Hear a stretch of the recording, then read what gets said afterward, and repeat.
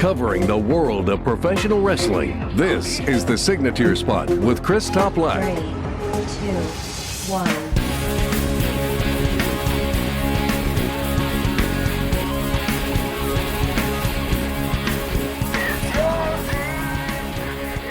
Thank you very much for tuning into the latest episode of The Signature Spot with Chris Toplack. As always, I greatly appreciate your ongoing support. I just arrived home from the dentist. Yes, the dreaded dentist, not Dr. Isaac Yankum. Thankfully, no cavities. In fact, I even pulled one over on them. Yes, it's the little victories that matter. Told them I flossed 5 days a week. In fact, it's only 4. That's right. I'm a regular James Dean, rebel without a cause over here. If you want to listen to future episodes of The Signature Spot, subscribe on YouTube today. It's youtube.com/The Signature Spot, or wherever podcasts are available. That's iHeartRadio, iTunes, Spotify, Stitcher, Google Play Music, Spreaker, podcast apps such as Overcast, and also on ChrisToplack.com, TheReactionRoom.com, and TheGorillaPosition.com. 2 fantastic partners for this program. The XFL actually announced their 8 teams for the season. The big question I pose to you is, will you actually tune in? They are saying this is football reinvented. The cities that will be hosting teams include New York, Dallas, Houston, Los Angeles, Seattle, St. Louis, Tampa, and Washington. That's a lot of traveling for the teams. I'm really anxious to see if they can pull this off, because there's still a lot of time left until 2020. Could be a lot of obstacles and a lot of hurdles that they have to get over. We have a lot to get to on the program today. Remembering the Dynamite Kid, highlights from the week, the status of Alexa Bliss, an all-time low in the ratings, and I'm joined by Chris Morrison, where we discuss how to make Raw great again, if it's even possible. Your weekly recap. The Dynamite Kid, Tom Billington, passed away at age 60 on Wednesday. Sadly, this was also his birthday. He spent the past couple of decades confined to a wheelchair, facing various health complications. Dynamite is best well known for his stints in the WWF alongside Davey Boy Smith as the British Bulldogs, one hell of a tag team, along with his time in Stampede Wrestling, which I may add he helped put on the map, along with over in Japan and the UK. Growing up, I loved tag team wrestling. Breaks my heart that in 2018 is still somewhat of an afterthought. Nevertheless, the Hart Foundation were my undeniable favorite tag team, still are to this day, but the British Bulldogs don't follow too far behind. And I really credit Bret Hart for turning me on to Dynamite's singles career, as I started to become obsessed with his work and his matches by about 2004, 2005. And man, I was absolutely captivated and mesmerized by his style. As Lance Storm noted, every wrestler under 200 pounds likely owes a debt of gratitude to Dynamite. Simply put, he was revolutionary. That is a word I associate with very few wrestlers. I will gladly associate it with Dynamite Kid. His blend of high-flying, technical, yet aggressive style has been replicated by many, but perfected by only a few, most notably Chris Benoit. I once heard Bret Hart coined this phrase in relation to Dynamite, and I wholeheartedly believe it too. Dynamite was one of the greatest pound-for-pound wrestlers in the history of pro wrestling. In fact, Bret took it further in a recent Instagram post. Here's what he had to say. There are people in life that have a ripple effect both professionally and personally. Tom Dynamite Kid Billington was one of those people. The second professional wrestling match of my career was against Dynamite. I benefited from his greatness, and through our matches in Stampede, WWE, and everywhere in between, I became a better wrestler because of him. Dynamite truly was the best wrestler ever, pound for pound. Tom was my family, my brother-in-law, and we were very close. In many ways, I felt like one of the few people who truly knew him, both the good and the bad. I saw Tom one final time this past June in England, and I can only hope he is finally at peace. In terms of notable work to go back and watch, I recommend any of his 5-star classics against Tiger Mask. In my humble opinion, some of the best matches of the 80s. All of his Stampede Wrestling work, particularly against Bret Hart, my God, those matches were so far ahead of their time. I still get goosebumps thinking about it. I'm baffled at how those two could just mercilessly punish each other, make it look so realistic, leave the match without a mark on them. So incredibly believable. And of course, the tag team classics with the British Bulldogs, as I mentioned, and some great matches against the Rougeaus, the Hart Foundation, the Islanders, the Sheik and Nikolai Volkov, a whole bunch of others. How about the Dream Team of Greg Valentine and Brutus Beefcake? So many classics, so many incredible matches, and again, a true innovator in the history of professional wrestling. It's a shame we lost him. Let's be honest, the bar was set so incredibly low after last week's edition of Raw that even a poor episode this week would have been a major upgrade. Thankfully, it was average, take it or leave it, which still makes it feel like an award winner in comparison. As a recap, the opening segment featuring Ronda Rousey and Natalya versus Tamina and Nia Jax with the Riot Squad interfering was a great way to kick off the show, and it did set the stage for the main event. I have a question here. So Lucha House Party outnumbers their opponents 3-2 on a weekly basis, and yet they are still considered the baby faces? I don't get it. This was the third week in a row where we saw them face the Revival, and I feel really bad for the Revival, as you heard me speak so vividly about tag team wrestling earlier and my affinity for it, and then this happens. Drew McIntyre received a gold medal in honor of his celebration night. That said, he should have dropped Baron Corbin and explained he doesn't require a gold medal as a reward for the destruction he has caused. Drew could have then proceeded to call out the entire locker room. The match that he had with Dolph Ziggler I thought was pretty solid, but the story felt a little rushed. Bobby Lashley's streak of bending over and showing his butt to Elias continues. It's for an audience of one where Vince is likely in the back chuckling like a madman while the producers all stand around him looking very awkward. Why does he keep doing this? Nobody finds it funny. Like it's just weird. Then Dean Ambrose has officially become Bane. Welcome, Batman. Seth Rollins, I will destroy you, right? Here we were believing that he would be this agent of chaos like the Joker, and now he's Bane. And while it was silly, I actually did enjoy the Seth Rollins portion of the segment where he came down, attacked security, and attacked Dean Ambrose. Rhino lost against Heath Slater in a loser is fired match. Rhino has officially decided to retire, so that's why the stipulation was thought of. We were treated to yet another overly scripted Q&A segment between Bayley, Sasha Banks, and Alexa Bliss. No idea what the payoff is here. And I was pleased to see that the very underutilized Ember Moon was Ronda's choice as a tag team partner. Unfortunately, I felt the match was a little bit of a letdown as Nia Jax continues to struggle behind the microphone. SmackDown kicked off with a contract signing. Of course, there's going to be no violence there, right? If history tells us that. Between the man, Becky Lynch, she's still the hottest act in the company, Charlotte and Asuka. This eventually led to Charlotte and Asuka versus Mandy Rose and Sonya Deville, and there was a lot of friction between Charlotte and Asuka. So the rift is there. In fact, I'm actually hearing that Asuka could potentially win at TLC, but I will believe it when I see it. I think the championship will either stay on Becky or it will move over to Charlotte.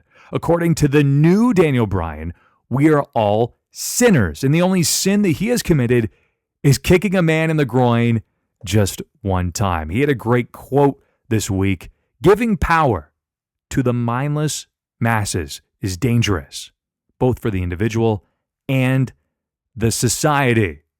Layeth the intellectual smackdown on the SmackDown audience. Again, I love this character. It almost feels like the dude meets Kurt Cobain, meets an environmentalist hippie. He's honest, he's degrading, and easily getting under your skin. Again, I think that he's very effective in this position. This also eventually led to AJ Styles versus The Miz with Daniel Bryan on commentary, who again shines when he has a microphone in front of him, especially now more than ever. A pretty suitable match between them both. AJ Styles forced The Miz to tap out. We also had Jey Uso versus Cesaro versus Xavier Woods. It's a bit of a throwback. I love it when you have a representative from a tag team go up against another member. So in this case, we had a triple threat. I'm thinking next week they'll do it with the alternative members. How about that? And then also Randy Orton versus Jeff Hardy, and Samoa Joe showed up with almost a don't drink and drive commercial. Very awkward. It didn't resonate with me. The match didn't resonate with me, even though Randy Orton and Jeff Hardy have had great matches together, and most importantly, a great feud together as well. I thought that SmackDown was easily the better show of the two this week. Without a shadow of a doubt, NXT was the best show of the week. There wasn't anything on there that was lackluster. You had Tommaso Ciampa, Aleister Black, Johnny Gargano with a very strong promo between them all. Aleister Black, Johnny Gargano will face off inside a steel cage as Tommaso Ciampa was more or less the maestro, the conductor, making sure it happened. Even calling Johnny Gargano Johnny Badass. You had the Forgotten Sons versus Carlello and Mendoza. That was a pretty entertaining match. You had Shayna Baszler and Dakota Kai in a surprisingly competitive match. And I will just say this.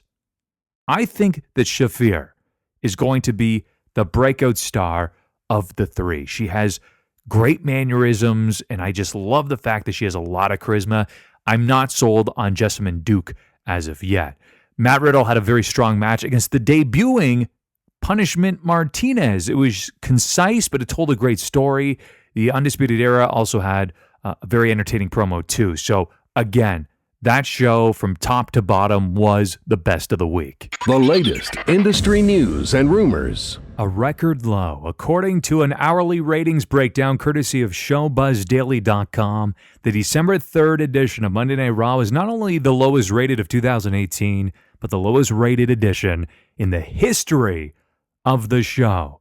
Which leads to my topic of the week just a little bit later on, where Chris Morrison and I will chat further about how to make Raw great again, and they desperately need it at this very moment.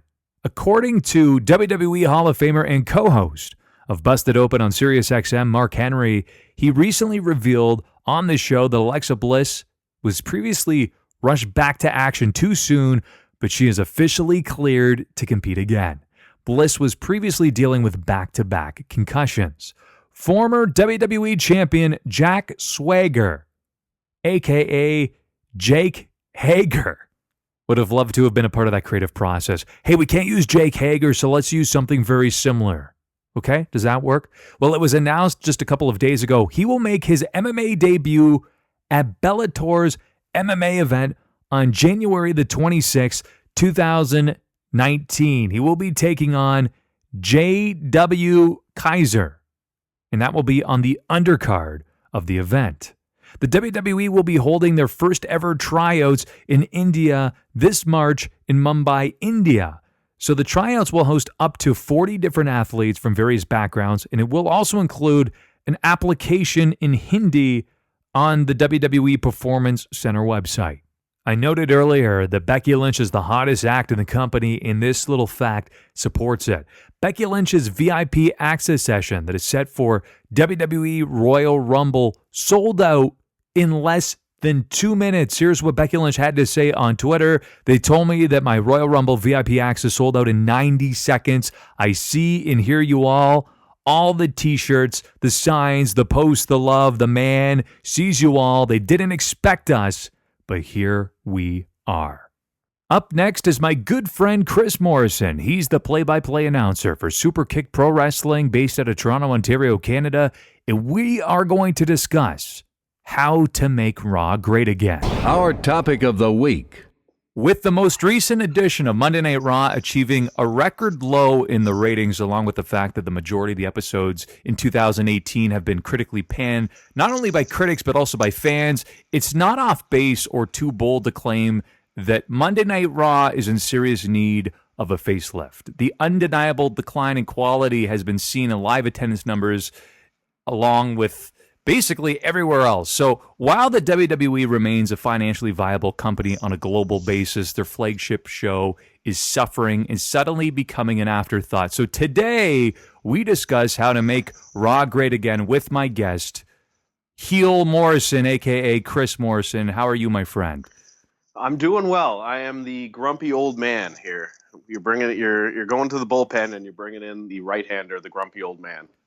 I never this, told for this topic. I never told you this, but I actually did have a couple of listeners that referred to you as Heel Morrison. I like it. Oh, yeah. Hey, that used to be. I think before I changed to the 20-minute time limit on Twitter, which I've actually got many compliments for that Twitter handle. I believe it was Heel C Morrison was my Twitter handle. So, and I played the role of a heel against Jackie Redmond on Aftermath for many years. So you did. I consistently lost. You did, and it's funny though because you don't necessarily play the role of heel with me. You're just always the devil's advocate, right? Yes.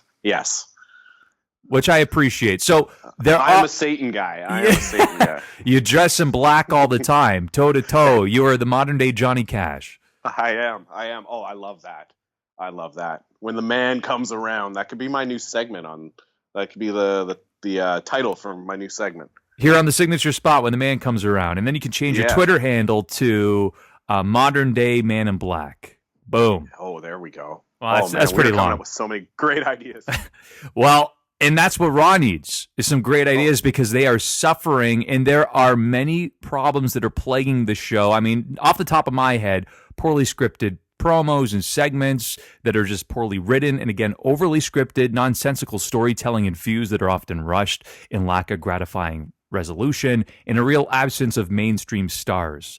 I think that covers really kind of the top level points there, don't they? Yeah, I mean, if Monday Night Raw doesn't have a Stone Cold Steve Austin and a Vince McMahon storyline, I think it's going to struggle. Like that. I mean, the best times of Monday Night Raw were Stone Cold against McMahon, right? Austin versus McMahon. Absolutely. And basically what I'm just trying to say really short here is that ever since I started doing it was probably right around WrestleMania 30, that whole Daniel Bryan trying to ascend and capture the WWE title. It was where I had to start looking at wrestling a little bit differently. And ever since then, in my opinion, Raw has suffered. It's been in a decline since then. And I've always thought, if they so desperately need an Austin versus McMahon type of storyline to keep this thing afloat, because like I was just saying, that's when it was at its height. Monday Night Raw was. Now, one of the individuals who actually filled those shoes, I mean, probably not remotely close to Austin, in my opinion, nobody remotely close to Austin, was an individual like a CM Punk, though, who played that anti-authority figure to a T. Yeah, no, you're right. And that was one of the things I was going to bring up at one point here is that I think, and maybe you have, an opinion on this, but if you ask me what is the most compelling thing on Raw, or what has been the most compelling thing on Raw, I would say that CM Punk versus McMahon and that whole contract being up at Money in the Bank and him walking out of WWE with the WWE Championship, I think that's the most compelling thing Raw has done up until this point. You know what I mean? I wholeheartedly agree. What I loved about that was the fact that it was, again, based on real life tension. Was he actually going to resign or not? He was burnt out. He felt as though he wasn't being utilized properly. He felt as though he was grabbing these imaginary brass rings and he wasn't going anywhere. And all of a sudden, it became very realistic in shades of what was happening in reality. And suddenly it made for great television, which, again, we saw that with Austin and McMahon.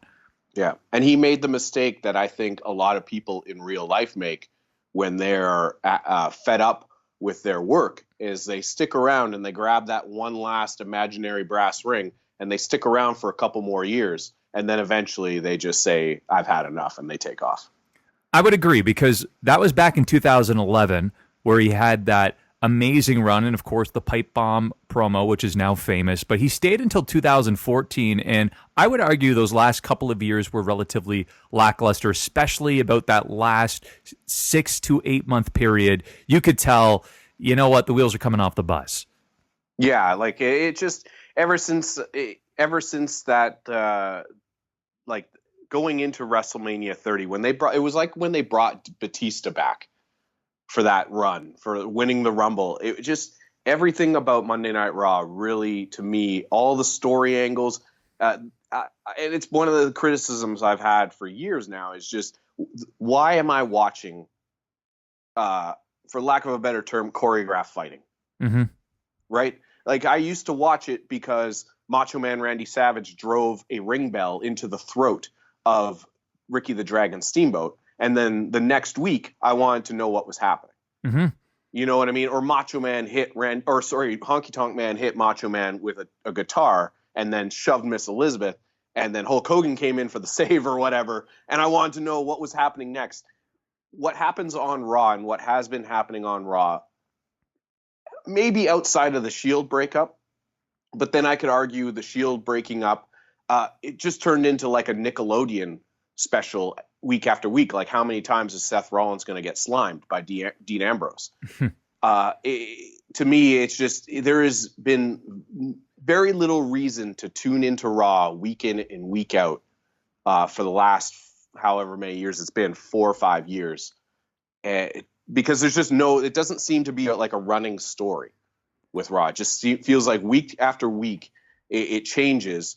And I almost have likened Raw to going to a concert. Like, if you go see your favorite band in concert, you want to see them play all the hits. And if you don't see them play all the hits, you feel kind of cheated. And that's the way Raw has turned into. It's turned into this.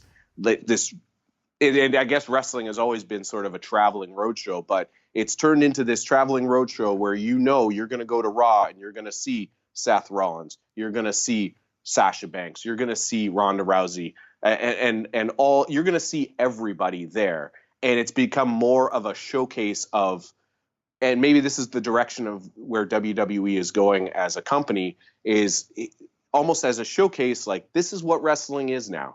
It's amazing athleticism, stuff you would have never thought you'd ever see, 20, 30 years ago when I was watching, Savage jump off the top rope delivering elbows.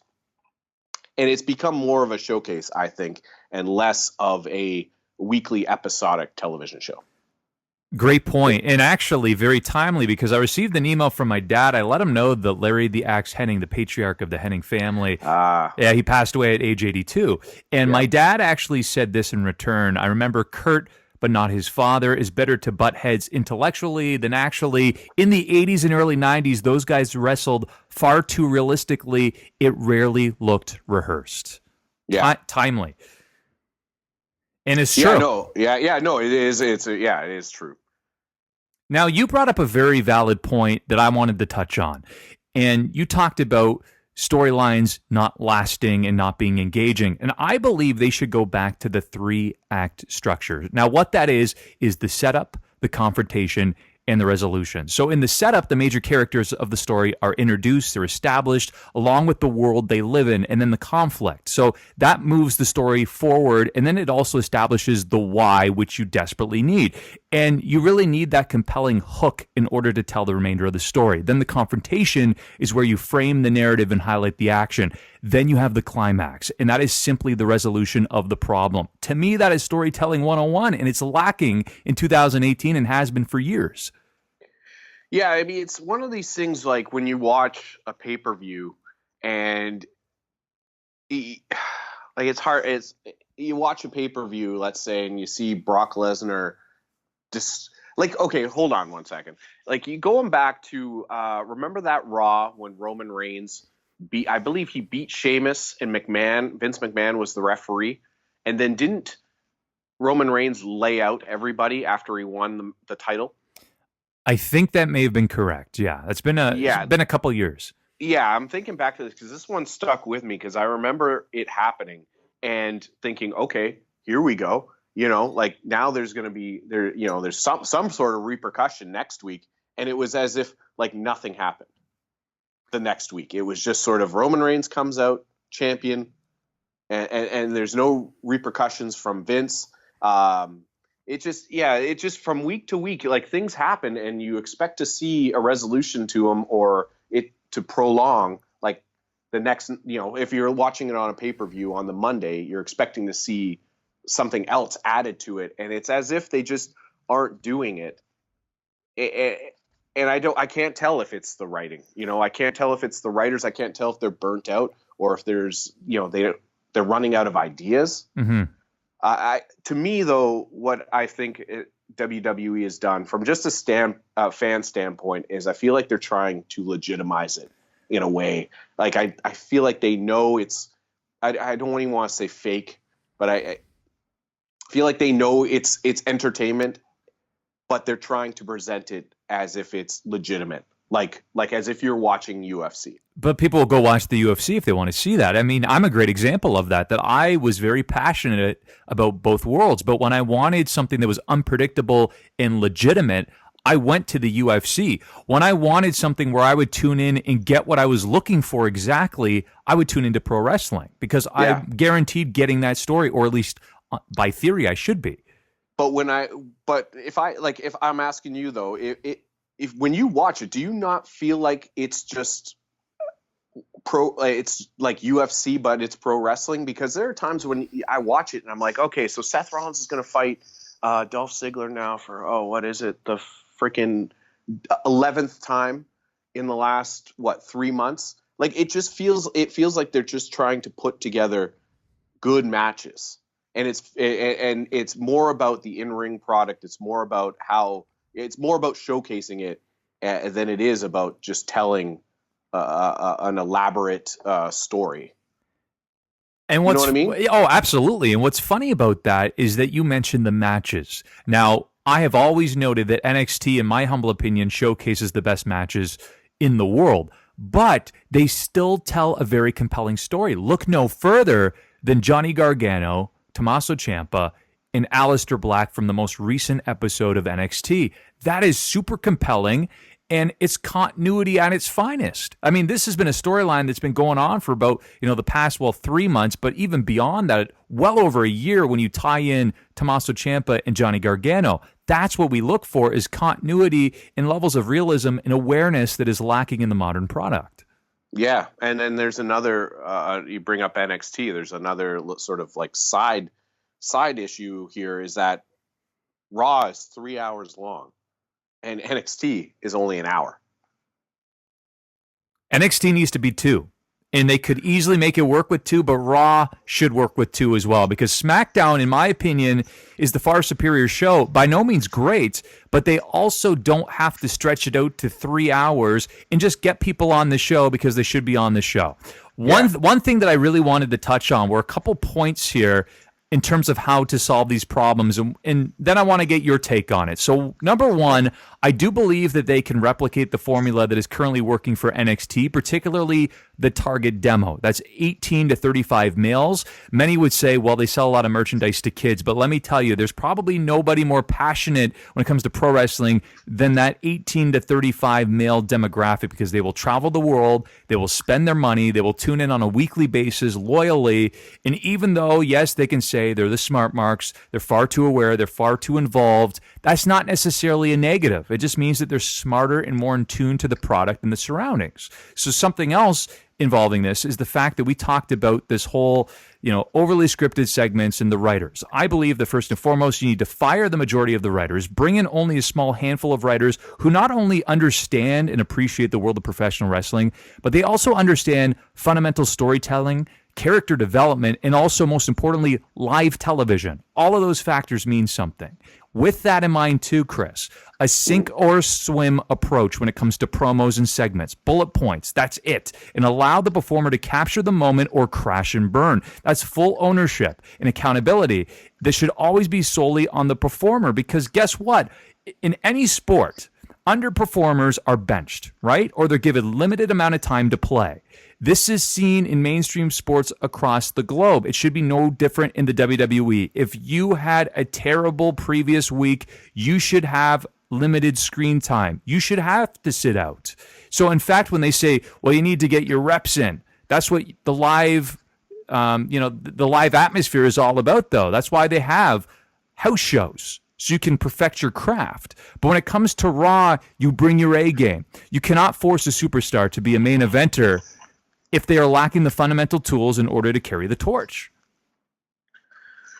I think I don't disagree with you. In fact, I do agree with you on all those points. I just think that I kind of look at it, I've been looking at it like this, is that,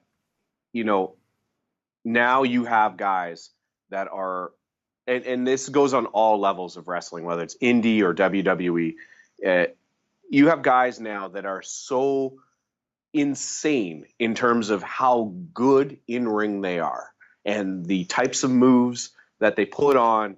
And I just feel like it's one of those things, like, when like people talk about like complete professional athletes, yes. Like you got like a LeBron James, who's just like obviously a complete professional athlete, a Connor McDavid.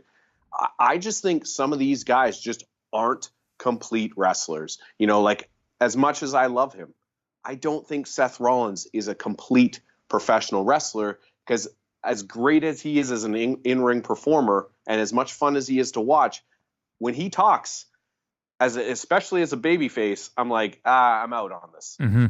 I'm not listening to this anymore. Not believable. No, it's not believable. And I think that they need to take, when you talk about the writers, I think that they need to take the reins off a little bit and let these guys, show more of their personality the same way as they kind of did in the Attitude Era, right?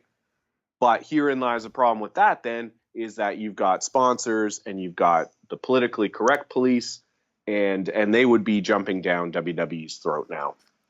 But here's the thing with NXT, with that 18 to 35 demographic, they are by no means pushing the envelope. When I was down at Full Sail, there were kids there too.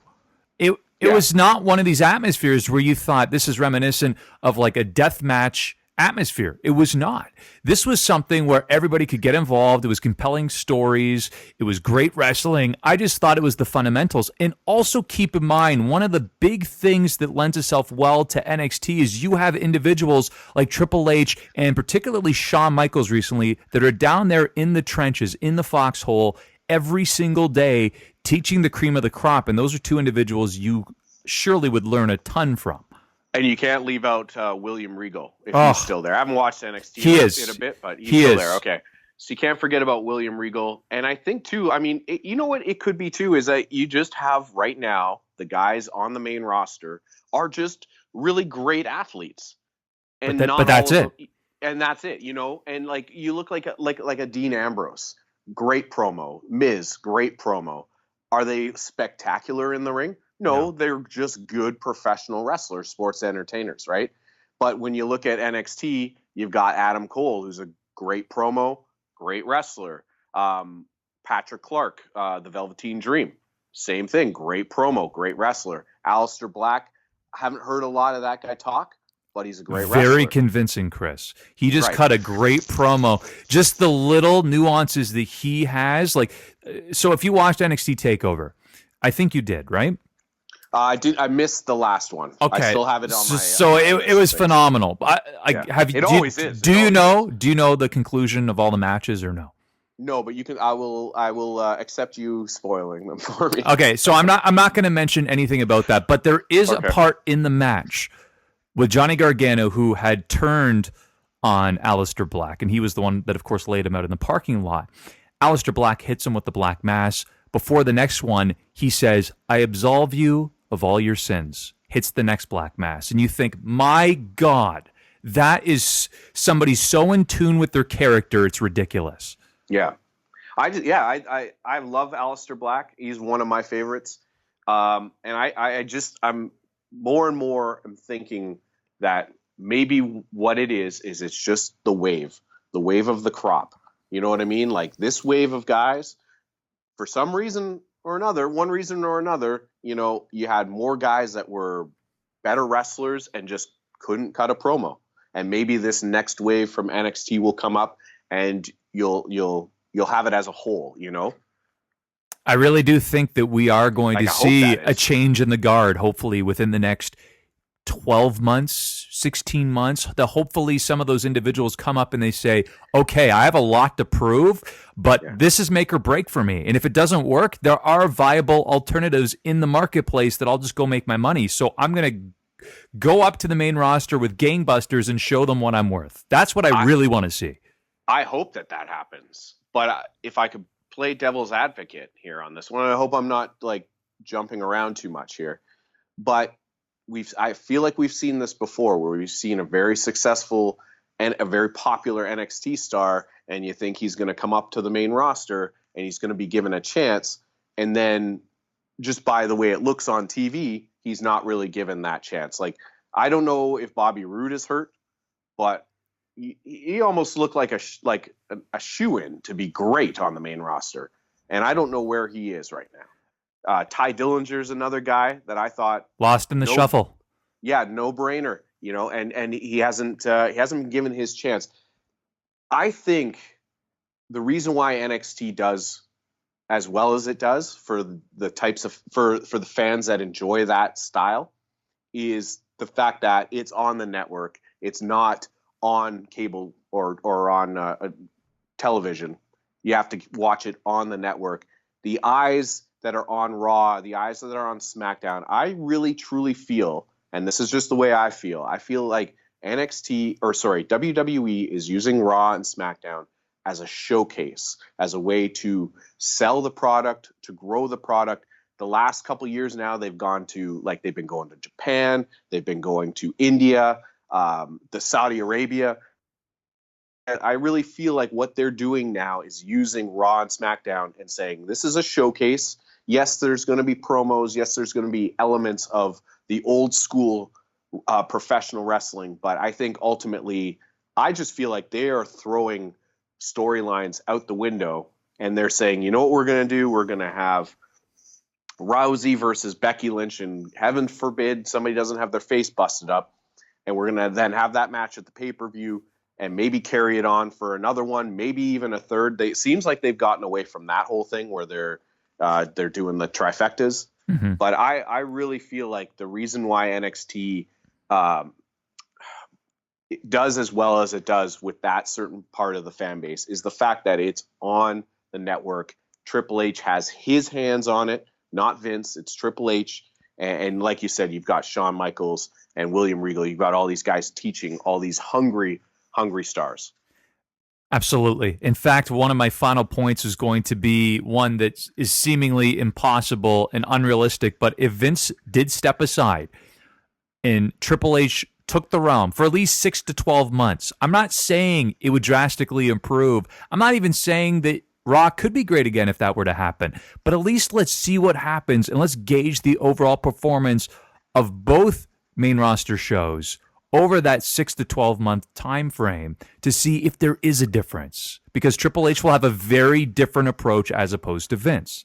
I definitely think you're onto something with this, though, because you bring up Triple H, and I think back to Triple H Seth Rollins from a couple years ago now at WrestleMania, and just how when he was on Raw, those episodes that he was on Raw, and even remember that one time when Seth showed up on the Takeover.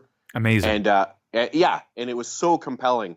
I would love to see. I'd love to see more Triple H, more Stephanie, but and even more Vince. Like, even when Vince is on there, it's fun to watch. They're just not on there enough that makes you want to watch. Like when you see Steph, like, okay, for instance, you see Steph, Shane, and Vince, and remember they had that whole like lockbox thing. Mm-hmm.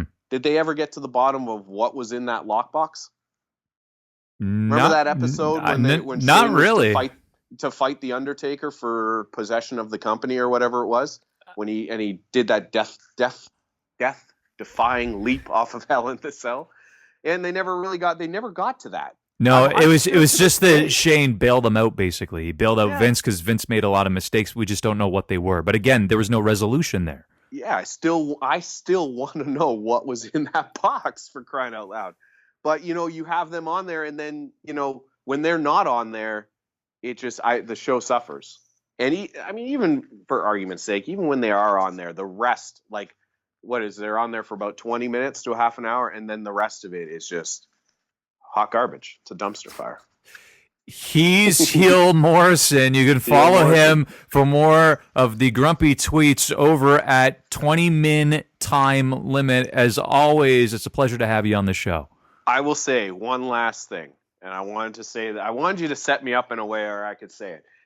Do you want a fix for Monday Night Raw and SmackDown, the main roster? Of do you course, want to know how? of you course want to know I how do. They can fix it. Please. Build a time machine. Build a time machine. Go back in time. That's the only way it's going to get fixed. I'm sorry to be a Debbie Downer. The only way it's going to get fixed is if they can go back in time and just start reliving Austin and McMahon, or DX versus the Nation, or the Hart Foundation versus DX. I've kind of given up hope, to be honest with you. I appreciate you for that. Your final sentence, fill in the blanks. Make Raw great again by time machine or science. Build the time machine. Okay, so I appreciate you joining me again on the program. We'll have you on again soon. Dude, I always have a great time being back here with you, man. You're listening to The Signature Spot with Chris Toplack.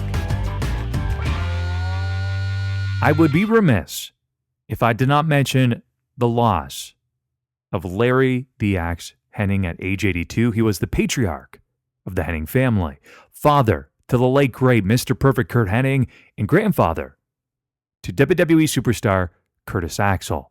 While there are tributes and reactions that continue to pour out, I wanted to conclude the show with a tweet from Curtis Axel. 82 years old, 5 kids, 28 grandkids. No one has had a bigger impact on my wrestling career than Papa Axe. He's been my biggest supporter since day one, another father when I lost mine. We lost our king of the jungle today. Never thought I'd see this day, but he's with my dad now, so everything will be okay. Love you, Papa Axe. The Hennigs have always held our heads up high. We will continue to do so.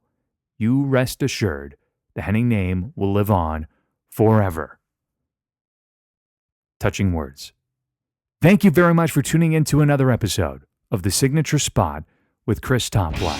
Tell your friends, family, and fellow wrestling fans to continue to tune in on a weekly basis. And until next Thursday, happy trails to you until we meet again. This concludes another episode of The Signature Spot with Chris Toplack. For new episodes, subscribe on YouTube, Stitcher, Spreaker, iHeartRadio, or iTunes. And don't forget to follow The Signature Spot on Facebook for exclusive clips, polls, and opinions. She wasn't dead, only left her body for a little while. In spite of